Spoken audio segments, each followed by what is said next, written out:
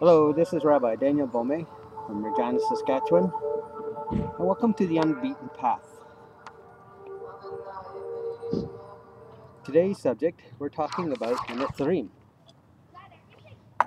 The Unbeaten Path, as you know, is dedicated to the path of the Netzari, exactly who they are, what they are, their history and stuff. To do it, most people could find stuff online or do researches within the historical uh, confines of your local spiritual library, vis-a-vis Bible college or university. Some of it, however, is misconstrued, so we'll give you a basic synopsis of what that's all about. In Netzari comes from the word Netzarim or Netzir, which is found in Isaiah. So if you turn to Isaiah, or Yeshayahu, chapter 11, verse 1, it says, "But a branch will emerge from out of the trunk from Yashia, or Jesse. A shoot will grow from his roots." Also, if you look at chapter 60, verse 21, and first part of 22, it says, "And your people will be Zidkim, or righteous, and they shall inherit the land, Eretz, forever, and they will be a branch I planted, my handiwork, in which I will take pride. The smallest will grow to 1,000, the weakest will become a mighty nation." So the word Netzari appears in Isaiah and means a sprout or a shoot, an offshoot, sounding like a sucker plant a little bit. You know, when the main vine sends out a little bit of an output and then becomes in the matrix part. So that becomes, the offshoot becomes part of that vine. And that's why they consider themselves to be emissaries to the kingdom of Elohim. In John chapter 15, verse 5, Yeshua says, "I am the vine and you are the branches." And even though it's the Aramaic word shibishta, which it means word for branches, however, Netzarim or Netzir, which is found in Isaiah, is the word that's implied. Netzari school was considered to be a branch of Judaism in the first century, as it was sponsored mostly by Jews. The popularity, however, of the Mashiach Yeshua began to spread throughout not only the world of the believers, but also within the pseudo-Christian pagan groups, which by later times many had post-apostolic Gentile believers were swamped with the Greek New Testament versions and were no longer aware of the Netzarim or their continued preservation of the Aramaic Hebrew texts, which they kept in the writings.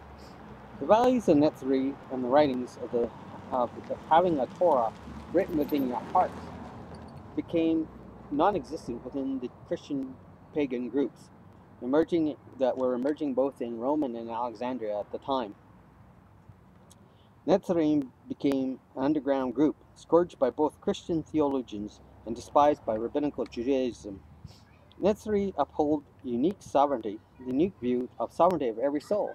A mitzvah then becomes a question demanding a response from each individual according to the neshra, or the spirit of man.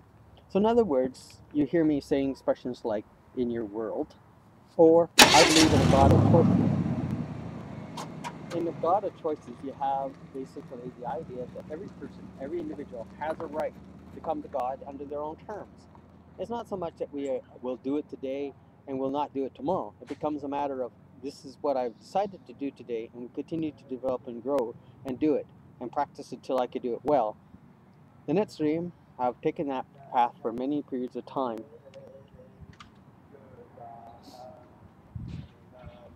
Netzarim became underground, scourged by both rabbinical Judaism.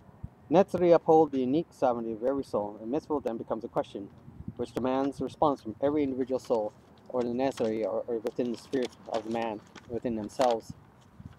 So as you can see, we have very specific ideals and ideologies, which differ us from Christianity, which often refer to groups of mass hysteria and or groups of mass what would you say, conversion. There is no conversion within the Netzarim. You simply are. You're either a follower of Yeshua or you're not. It becomes down to that simplicity. You don't suddenly wake up and say, "This is what I'm going to be." It becomes the awareness that I need to be doing this, and the urgency is planted within your hearts. Our Mashiach is not a pacifist, as many people, but rather a revolutionary. He came to shake the world, not only in the theological circle, but also the political system, as we now know it, even still today. He became tortured and killed by Romans to show the world that nobody can challenge their hierarchy. But instead, the world became was served notice that in fact that his way, his government, and the government of Elohim would be the mighty one and would be supreme and would reign over all and could overcome all. The government of Yah is the one which is supreme. Yahshua's way is the only legitimate way, which you can come through peace and justice. All other forms only take on a mockery or imagery of what it really is. Only within the writings and texts and teachings of our Messiah will we ever come to the point by which we will ever find the true peace and happiness and find contentment from within his teachings. The Netzari uphold the distinction of Mashiach's government rather than being some self-made, man-made, or man-endorsed religious political hierarchy. They've chosen to take the path, rather, of being simply autonomous within each other, both individuals. You're measured not by what you know, but rather by the groups by which you learn and by your growth. So embracing the Sabbath is the start part, but how are you going to celebrate Sabbath shows your growth. You come to realization, as I did in my early walk, that Sabbath was something that needed to be adhered to, but it wasn't just something like which the Adventists taught was simply a Saturday morning service, but also started within Friday evenings from sunset to Saturday sunset. And what I needed to do with lighting the candle within my household, praying for other people, and visiting other people. The days of Netzari are now becoming even more advanced return to earth. As the prophets have foretold in previous times, we now know that by which...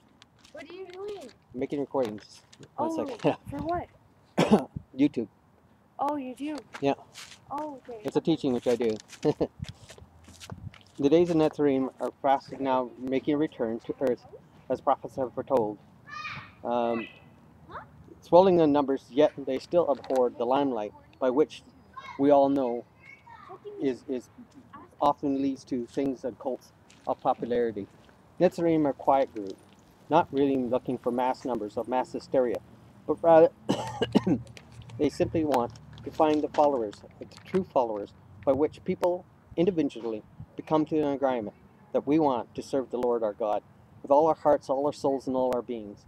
Not some falseness, not with some mediocrity, not with some sham type of pseudo-religion, not with some type of song and dance, not with loud music and with cymbals, causing people to bow down before false imageries or false gods, but rather within the imagery of God himself in a humbleness and all servitude. I hope you enjoyed this little episode. Yeah, I do! And I'm sorry for the interruption, both the verbal and the other. And I also hope that you continue to follow the unbeaten path and embrace it within your lives. Until next time, this is Rabbi Daniel Bome, broadcasting live from Regina, Saskatchewan, outside in his front lawn, complete with cat in the side and neighbors around, wondering what's going on, spreading the good news to you and to all. The Netzrim have returned, the little root is growing, and you too must serve the Lord your God. Amen.